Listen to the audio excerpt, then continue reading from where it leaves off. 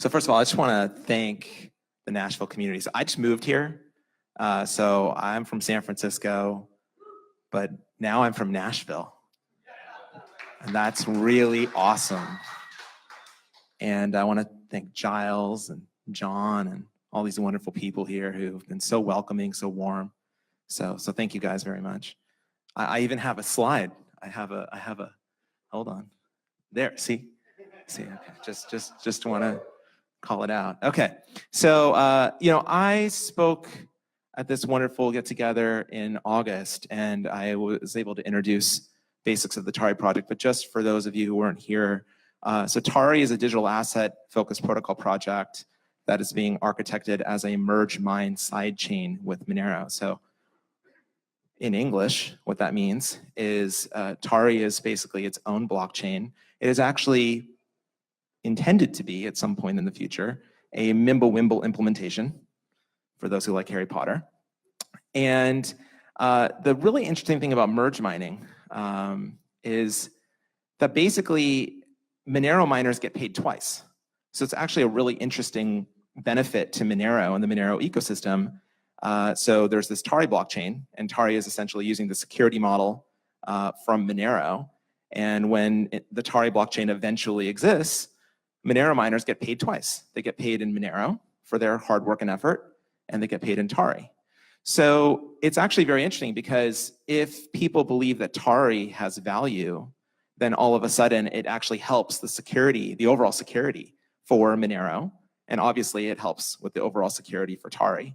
So merge mining is actually a really interesting thing as long as the ecosystems agree and see eye to eye. So it just so happens that the Tari project is co-founded by myself, the wonderful Fluffy Pony, who Paul mentioned earlier, Ricardo, and a wonderful fellow named Dan Tari. So Dan actually co-founded a company called Ticketfly and sold it to Pandora for $450 million. So what are digital assets? So let's see here, hold on, okay. So digital assets are basically things that are created digitally. So they are initiated or started as in digital form, and people kind of buy and trade and whatever them, also digitally. So what are some examples of digital assets? So they could include things like live event tickets, digital collectibles, in-game items, and many more things. Now, digital assets can include a hell of a lot more than what this list indicates. Security tokens and healthcare related things. So Tari is a general purpose digital asset protocol. It's not intended just to be used for this very limited list of digital assets. It's actually intended to be highly general purpose. So the Tari project started about 18 or so months ago. And it's really hard building something like Tari.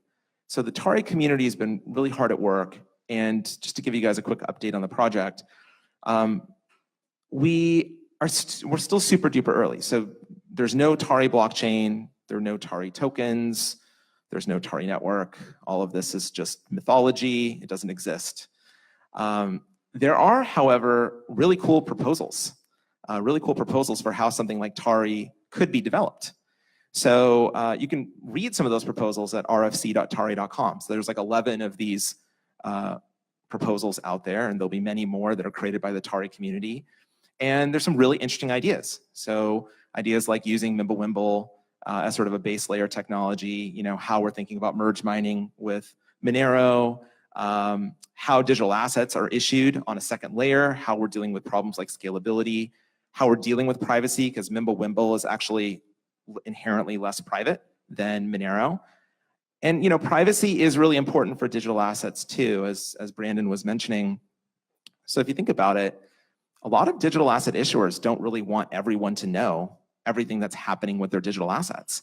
I mean, that just makes sense, right? So if I'm, whether I'm something like a ticketing company or whether I'm a healthcare conglomerate, gargantuan, Nashville-based company, I don't really want people knowing about digital assets that are issued by me. So privacy is actually really important, but we, from a Tari standpoint, think of privacy in sort of shades. So it's sort of like this idea of a privacy slider. So you can kind of define what level of privacy digital assets sort of need that are issued on the Tari blockchain. So would love for you guys to check out the proposals, love your comments and feedback. Again, this is a fail. I'm on the slide too long. Paul, the timer. And check it out and let us know what you think. And the Tari community is growing. So Tari is being developed almost entirely in Rust. So for those of you who are excited about Rust, check it out. And we have these awesome discussions on IRC pretty much all day, and all night, because we have a lot of team members in South Africa. So anytime, if you want to show up at 3 a.m. on IRC and talk about Tari, please join us. So one of the really interesting things about Tari is one of the big challenges in the blockchain space is there are a lot of really great developers, a lot of really great ideas, and people are kind of just developing their cool ideas. They're not really thinking about what problems they can solve with their technology. They're just like, oh, I have a really cool idea for some new technology, and I'm just going to go build it, and I'm going to hope and pray that people use it. We call this the field of dreams approach. But for those of you guys who are entrepreneurs and have built successful businesses, you know that's not actually how you build something successful. The way that you build something successful is by solving people's problems. So what we decided to do is we said, all right, well, we want to build this general purpose digital asset protocol. We've got this, nascent community that's forming around this project. It's awesome.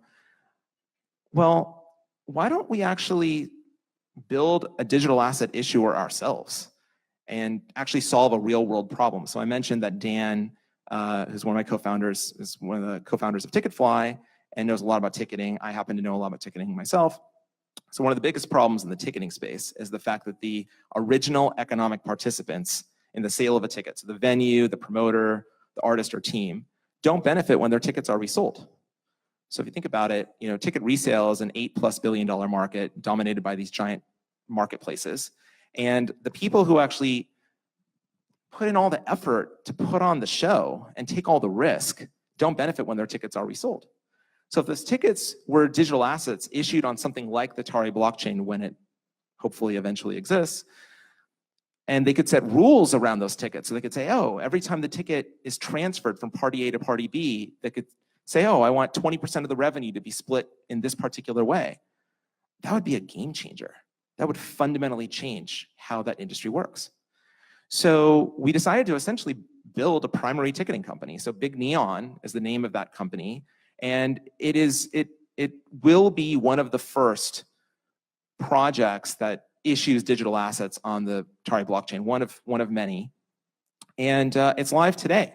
You can actually download Big Neon on your phone. So that was a cue to download it, just to be very clear. And now the funny thing is there's no shows in Nashville. There are only shows in San Francisco. So you can download it here in Nashville, but it's going to be completely useless to you today. And all the tickets are not being issued on a fancy blockchain. They're being issued completely on a centralized basis. But the reason for that, there's a very important reason for that. We believe that in order to get real digital asset issuers to actually care and actually want to issue digital assets on something like Tari, you have to earn their trust. So from all of my experience doing enterprise sales and trying to convince big conglomerate healthcare Nashville companies to actually do something, it's better if you have something that's actually working. You can say, hey, look, here's this magical thing that's actually using this amazing new technology, and here's exactly how it works. By the way, they're doing it at scale. So we think of Big Neon as a great way to earn people's trust, because we think that's the only way that ultimately lots and lots of people will issue digital assets on the Tari blockchain. And tickets are really interesting digital assets to start with if you think about it. They're temporal in nature, they have complex rule sets, they have multiple economic participants, they demand scalability.